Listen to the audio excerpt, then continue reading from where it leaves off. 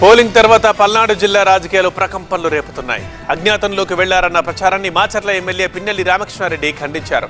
వ్యక్తిగత పనుల కోసం హైదరాబాద్ వెళ్తే కొందరు దుష్ప్రచారం చేస్తున్నారని టీవీ9 వేదికగా క్లారిటీ ఇచ్చారు.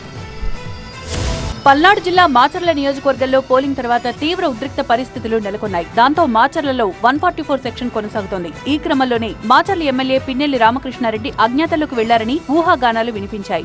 గన్మెన్లను వదిలేసి సోదరుడు వెంకటరామరెడ్డి సహా రామకృష్ణారెడ్డి రాత్రికి రాత్రి మాయమైపోయారని ప్రచారం జరిగింది. అయితే అజ్ఞాతంలోకి వెళ్లారనే ప్రచారం అవాస్తవమన్నారు మాచర్ల ఎమ్మెల్యే పిన్నెల్లి రామకృష్ణారెడ్డి. అజ్ఞాతంలోకి వెళ్లాల్సిన అవసరం తనకు లేదని, ఎటో వెళ్లిపోయినట్లు కొందరు అసత్య ప్రచారం చేస్తున్నారని మండిపడ్డారు. అసలు ఎంత దుర్మార్గమైన అబద్ధం ప్రచారం చేస్తుందండి.